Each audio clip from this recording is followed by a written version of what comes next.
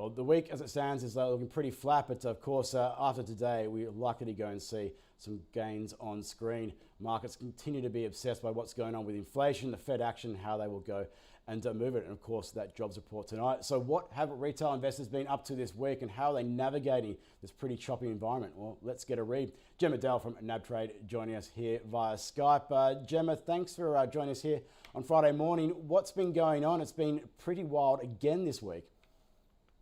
Yeah, it's an interesting one. A lot of our guys haven't got a strong read on how to play this. They're finding that it's a fairly quiet market, sort of more broadly, and they're really only sort of coming out to play when something exciting happens. So they'll sit quiet a lot of the time. Volumes are relatively subdued and have been really for the better part of this year. So this calendar year, things have been fairly quiet. There's a lot of buying in January when things got sold off, but mostly people sitting tight and just waiting for the things that generally excite them. So they're waiting for big moves in something that they'd otherwise like to hold. Lithium this week was just insane.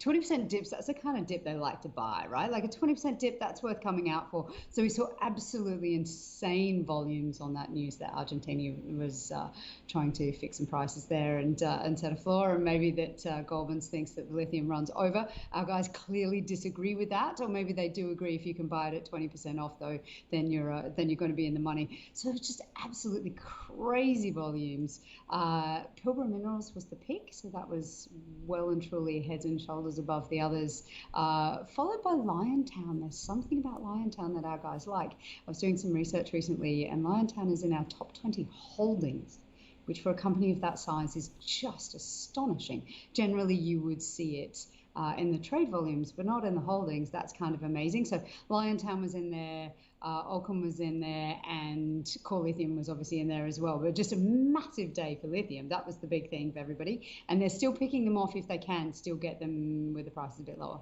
Yeah, it's interesting that Pilbara Minerals and Liontown, they were the two biggest decliners on that particular day in question. So obviously brought out a lot of buyers in that space. As for what's going on with Liontown, I gather probably a bit of excitement about Tesla as well, given what some of the nabtrade customers like to go and do with that stock overseas. Yes. I want to go and ask you about Woodside as well. Yesterday, it was a sea of red across the local market, but Woodside was one beacon of light, of course, now absorbing those BHP energy assets. What can you tell us? Yeah, this is so interesting. So we've actually had quite a few guys positioning for this. They've been picking up Woodside for quite a while. We know it's a stock that they've loved. It has always been relatively large in our holdings. It's they're large holdings for self-managed super funds in particular. They love the dividend. They tend not to let it go, the SMSFs, but a lot of our other guys are very happy to trade it, right? So they've been accumulating in anticipation of picking up those assets, and mostly looking for the index weighting move, right?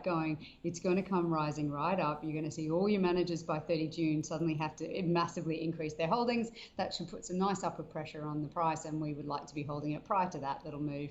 And so we saw huge selling yesterday, 76% sell from all of those guys who are going, I'll take a 5% pop. But there'll be others who are hanging on to it, waiting to come into 30 June and see if they can eke a little bit more out of it. And we saw some selling in Beach and in Santos as well. So anything in the energy sector trimmed a little bit yesterday. Took the opportunity to take some money. Gemma, in your 2022 bingo cards, do you have that the US president will be tweeting about Bubs Australia to the world? Because that's happened last weekend, and we saw what the aftermath was in the share price reaction. Yeah, this has been amazing. There's a lot of things that are not on my bingo card that have been happening in markets, let's be honest. It's always those ones that make life fun and make it interesting. Yeah, Bubs Australia, quite extraordinary. And it's one of those stories where when markets are quiet, what we would see a couple of years back, pre-COVID, it was always miners and milk. When everything's quiet, miners and milk, that's what you see in the top 20. And miners, sure, they're still there. Milk had drifted away. People had really kind of decided that was not the space anymore. It was replaced by buy now, pay later for a while there. It's back. It's really back. It's not a great story from a humanitarian perspective, people not being able to feed their babies, but having a high quality Australian contributor to fixing that problem is a good thing. And a lot of our investors were very kind of confused about what to do with it, to be honest. A lot of them who were holding Bubs were selling, and people who weren't holding it were thinking maybe it's now time to buy. What was most interesting to me is he wasn't tweeting about A2 milk, but A2 was traded in volumes. The average trade size in A2 was double. So that was where maybe you're buying the rumor on that one and hoping you can sell the fact later. Not quite sure. Or maybe Joe Biden will be tweeting about A2 this weekend. Who knows? It is that kind of period at the moment in 2022. Gemma, I want to get your view on the banks. Get back to some of the blue chip names out there at the moment. For a long period of time, Westpac's been favoured. You've come on the program several times and said like how many people have been buying. What's going on in the banking space now? Yeah, so interesting. Westpac's been the big favourite, even though it's frankly been a fairly poor call as the laggard of the big four. And the CBA is an interesting one. People just won't buy it because it's too expensive. So anything over $100 just looks, nah. Yeah, I missed my run on that, and I don't need to participate because I just don't think it has a whole lot of upside to it. So they were buying Westpac as the laggard, assuming that there would be some kind of reversion to the mean, which hasn't really happened, right? It hasn't played out as they'd hoped. At the moment, we're seeing a big rotation into ANZ, which has had a bit of weakness, and so they're seeing that perhaps as where they'll get that that reversion. Maybe ANZ will have some tailwinds behind it and catch up to the others because Westpac might not have done it for them. Just to go and wrap up proceedings, of course, I mentioned Tesla internationally. What have been going on? We saw another big rally last night. What's nabtrade customers been up to? Yeah, look, it's always Tesla. It doesn't matter whether it's rallying or tanking. God knows what's happening, and we're still going to see Tesla at the top of the list. It's still just very much loved by people. And as you say, maybe the Liontown thing is part of that. What is more interesting, looking down the numbers, a long way down, nowhere near Tesla, AMC and GameStop are in there again. I haven't seen those names for quite a while.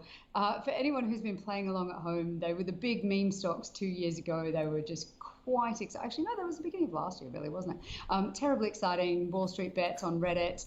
Everyone suddenly decided that they had diamond hands and they were going to hold it and it was going to go to the moon and, you know, sending hedge funds broke and all these sorts of exciting things.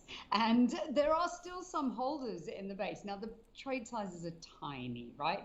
So sub $5,000. They're really small. But there were a few people still holding it, and we're seeing them get out of GameStop now and AMC. When you look at the charts, AMC, that hasn't been a good play.